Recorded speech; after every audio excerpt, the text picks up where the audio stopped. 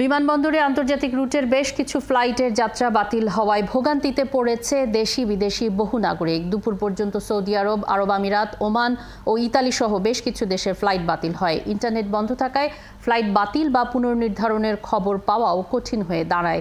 আরও জানাচ্ছেন মুজাহিরুল হক রুমেন। মানে ওয়াকিত মুশকিল, বাচ্চা কাচ্চা খাইতে পারতেছে না, বমি করছে, মানে অনেক টেনশন। ও মানে আবার মানে ম্যাডাম লয়ার তো, হ্যাঁ মানে এর আন্ডারে অনেক বাঙালি লোক আছে, যদি না যাইতে পারে তাহলে মানুষের ফাঁসি হয়ে যাবে। এই নারী ওমানের একজন নাগরিক, তিনি ওমানের একজন উদ্যোক্তা। দেশটিতে তার প্রতিষ্ঠানে কাজ করেন অন্তত 400 বাংলাদেশি। সপরিবারে নিজ প্রতিষ্ঠানের কর্মীদের বাড়ি নওগাঁয় গিয়েছিলেন তিনি।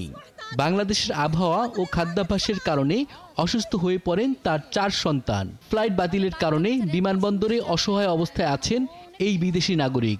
Very difficult. I will go to my country tomorrow. I have cases, and this week too much cases I have. How to go to Oman? That is problem for me and for my kids. Leave for job, like and for kids safe, for me safe. I am helping too much people. So who giving safe for me?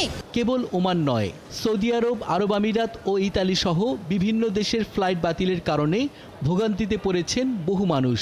20 তারিখে টিকিটটা দেশে আমি আসতে আজকে ভিতরে ঢুকছি, কয় flight নাই। আমরা কোন জায়গায় থাকবো তাও বলতে পারে না। এখন আমরা গাড়ি ভাড়া যে দিব, এই গাড়ি ভাড়াটা পর্যন্ত আমরা নেক্সট টাইম যে কখন দেবে আমাদের ফ্লাইটটা, কবে দেবে, আজ না কাল, এমনটা কিছু বলে না। হোটেলে নাকি 5-6 ঘন্টার জন্য নাকি 2500 টাকা দিচ্ছে, তাহলে তো হোটেলে থাকার মতো ক্ষমতা আমাদের হবে না।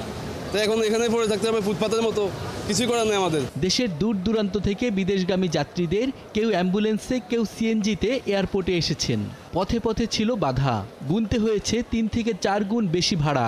আসলে গ্রামের ভিতর ছিলাম, ওখান থেকে এখন আসলাম 5000 টাকা ভাড়া, 1000 টাকার ভাড়ার 5000 টাকা দিয়ে আসলাম। তো বাধা অপেক্ষা করে আসার পরে এখন যাইতে পারতেছি না, যে এটা আরো দুঃখজনক লাগতেছে। কুমিল্লা থেকে সর্বোচ্চ 500 টাকা ভাড়া, এখন 2500 টাকা দিয়ে আসছে। তারপরে ওদের কাছ থেকে আমরা হেল্প চাইছি, হেল্প করে না তারা আমাদের কাছে। ইন্টারনেট বন্ধ থাকায় কোন ফ্লাইট বাতিল হচ্ছে আর কখন পুনর্নির্ধারণ হচ্ছে সেটি জানতে না পারায় বিমানবন্দরে অনিশ্চিত সময় কাটাচ্ছে বহু যাত্রী। নির্ধারিত সময় কর্মস্থলে যেতে না পারলে চাকরি হারানোর শঙ্কা আছে প্রবাসীদের। মুজাহিরুল হক রুমেন, 71, ঢাকা।